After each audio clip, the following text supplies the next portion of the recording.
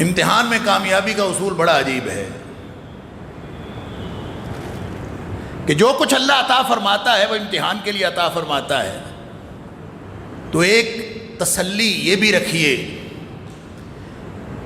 کہ جب ہر چیز امتحان ہے تو جس کو تھوڑا دیا ہے اس کا امتحان تھوڑا ہے، جس کو زیادہ دیا ہے اس کا امتحان زیادہ ہے.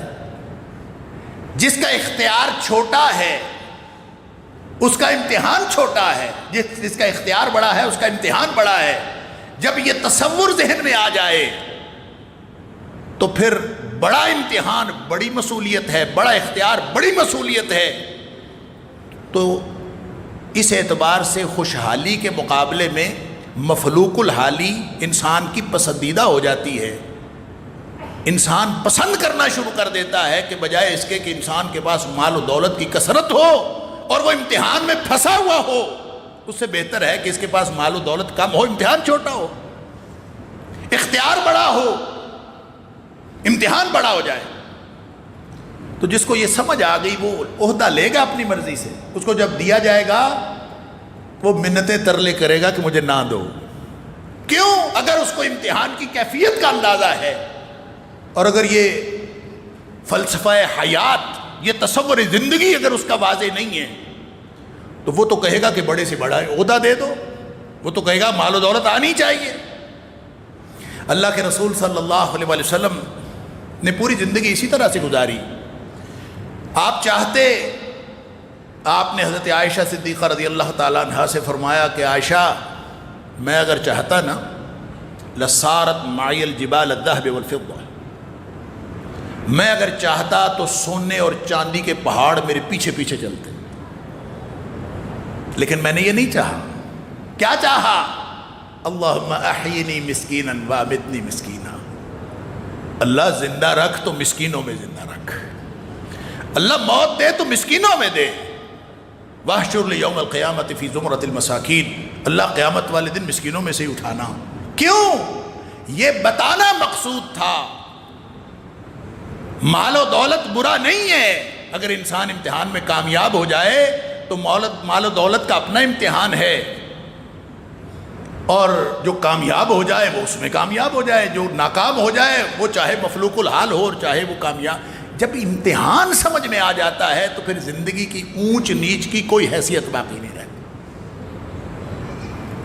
لیکن وہ جو دین ہے، کون اچھے دین والا ہے؟ وہ چاہے مفلوق الحال ہے، چاہے وہ کسی ملک کا حکمران ہے، چاہے وہ ایک انتہائی ادنا آدمی ہے. جب یہ فلسفہ حیات سمجھ میں آ جاتا ہے تو دین سمجھنا مشکل نہیں رہتا. وَمَنْ أَحْسَنُ دِينًا مِّمَّنْ أَسْلَمَ وَجْهَهُ لِلَّهِ. اصل شخص جو دین کے اعتبار سے بہترین ہے وہ ہے جس نے اپنی پوری زندگی اپنے اللہ کے سپرد کر رکھی ہو. اسلم یسلم، اسلام کا معنی ہوتا ہے کمپلیٹ سبمیشن، کامل سپردگی. اپنے آپ کو سپرد کر دیں، گردن جھکا دیں. اس کا مطلب یہ ہے کہ پک اینڈ چوز، دین بھی ہو، مسلمان بھی ہو، اور پھر مرضی بھی اپنی کرے. یہ اللہ کے دین کے اندر ایسا کوئی آپشن موجود نہیں. یا ایھا الذین آمنوا ادخلوا فی السلم کافہ.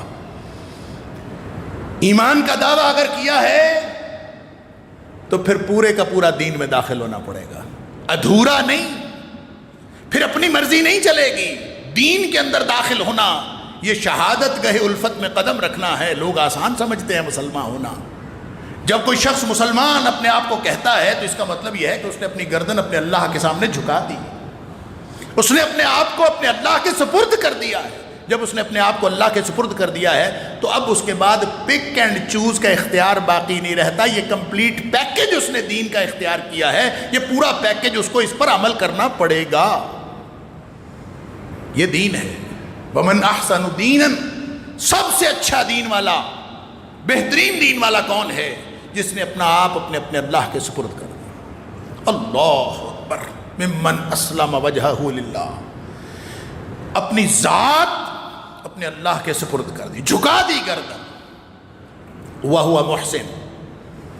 وہی محسن ہے، وہی محسن ہے. محسن بھلا کون ہوتا ہے؟ ان اللہ یحب المحسنین. اللہ فرماتا ہے وَأَحْسِنُوا. اللہ اکبر. اس کا عام ترجمہ ہم سب کرتے ہیں نیکیاں کیا کرو، اللہ نیکی کرنے والوں کو پسند کرتا ہے. یہ ترجمہ غلط نہیں ہے، ٹھیک ہے ترجمہ، کیونکہ حسنہ نیکی ہوتی ہے، اور کوئی شخص اگر نیکی کرے تو اس کو محسن کہا جا سکتا ہے کہ اس نے نیکی کی ہے. نیکی کرنے والا محسن ہوتا ہے، ان اللہ یحب المحسنین. لیکن محسن میں اور عام نیکی کرنے والے میں تھوڑا فرق ہوتا ہے. یہ احسان سے ہے، وہی احسان جس کے بارے میں جبریل علیہ السلام نے آ کے نبی اکرم صلی اللہ علیہ وسلم سے پوچھا تھا اخبرنی عن الاحسان. اللہ کے رسول صلی اللہ علیہ وسلم مجھے احسان کے بارے میں بتائیے. نبی اکرم صلی اللہ علیہ وسلم نے کیا فرمایا تھا؟ ان تعبد اللہ کانک تراہ. ایسی کوئی سمبولک بات فرمائی، ایسی کوئی علامتی بات فرمائی جس کا دنیا میں وقوع پذیر ہونا ممکن ہی نہیں. کیا فرمایا؟ کہ محسن وہ ہوتا ہے، احسان یہ ہوتا ہے کہ اللہ کی بندگی اس طرح کرو جیسے تم اللہ کو دیکھ رہے ہو. اب اندازہ کرو، اللہ کو دیکھا جانا ممکن ہے؟ اللہ کو دیکھا جانا ممکن نہیں. لا تدرکہ الابصار وہو یدرک الابصار. اور فرمایا کیا جا رہا ہے؟ احسان کی ڈیفینیشن کیا دی جا رہی ہے؟ ان تعبد اللہ کانک تراہ. اگر آپ نے پرفیکشن حاصل کرنی ہے دین کی، اگر آپ نے دین کی تکمیل حاصل کرنی ہے، نقطہ کمال کو پہنچنا ہے، تو آپ کو زندگی ایسے گزارنی پڑے گی جیسے آپ اللہ کو دیکھ رہے ہو.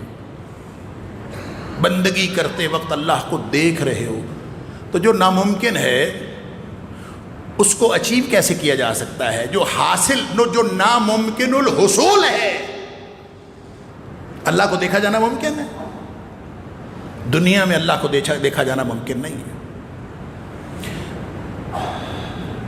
فرمایا اگر تم نہیں دیکھ سکتے اللہ کو فَإِنَّهُ يَرَاكَ. چلیں پھر یہ تو کم از کم ذہن میں تصور راسخ کیجئے کہ اللہ تمہیں دیکھ رہا ہے.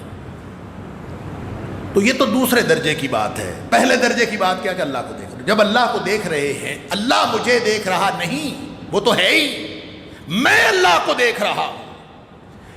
اللہ کو دیکھا جانا کب ممکن ہے؟ یہ گویا ان اچیویبل ٹارگٹ ہے، ایک ناممکن الحصول وہ منزل ہے جس کے پیچھے ہمیں لگا دیا ہے. کیوں؟ اس لیے کہ محسن وہ ہوتا ہے جو اپنے ہر کام کو بہتر سے بہتر کرتا جاتا ہے، اس کی ہر منزل اس سے آگے چلی جاتی ہے. اس کو امتحان کی زبان میں یوں سمجھ لیجئے کہ جس شخص نے، یہ بچے امتحان دیتے ہیں، ان کو بتایا جاتا ہے 40 نمبروں والا پاس ہے، یہ 33 نمبر. ہمارے دور میں 33 نمبر والا پاس ہوتا تھا، اب سنا ہے 40 والا پاس. کسی امتحان میں 50 والا پاس ہوتا ہے. کسی کو بتا دیا جائے کہ 40 نمبر والا پاس ہے اور وہ ٹارگٹ اپنا بنا لے 40 نمبروں کو، 2 ادھر سے آ جائیں گے، 3 ادھر سے آ جائیں گے، 4 ادھر سے، 40 ہو گئے. جو 40 نمبروں کو ٹارگٹ بناتا ہے وہ محسن نہیں ہے.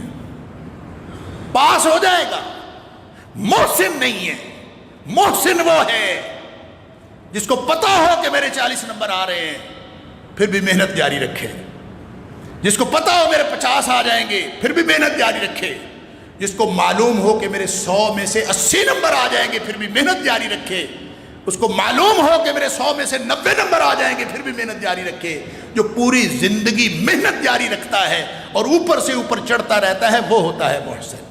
اللہ کا قرب حاصل کرتا وہ محسن ہوتا ہے. آگے سے آگے ان تعبد اللہ کانک تراہ. اللہ کو دیکھا جانا کیا ہوتا ہے، عملاً کیا ہوتا ہے؟ میں اس کو مختصر کرتا ہوں، بات لمبی ہو رہی ہے. جب آپ نے اللہ کو دیکھنے کی کیفیت حاصل کرنے کے پیچھے چل پڑے، نماز، زکوٰۃ، حقوق العباد، حقوق اللہ، پوری زندگی، خلوتیں جلوتیں، سب اس لیے ہیں کہ میں اللہ کے قریب ہو جاؤں. کس لیے ہیں؟ میں اللہ کے قریب ہو جاؤں، میں اللہ کو دیکھ لوں. اللہ کو دیکھا جانا دنیا میں ممکن نہیں ہے. کیفیت بہتر کرتا ہے اور آگے بڑھ جاتا ہے. خشوع و خضوع بڑھاتا ہے اور آگے بڑھ جاتا ہے، اور بڑھاتا ہے اور آگے بڑھ جاتا ہے. کرتے کرتے اس کی موت آ جاتی ہے. وَاعْبُدْ رَبَّكَ حَتَّىٰ يَأْتِيَكَ الْيَقِينُ. محنت کرتے جاؤ کرتے جاؤ کرتے جاؤ، تمہاری موت آ جائے.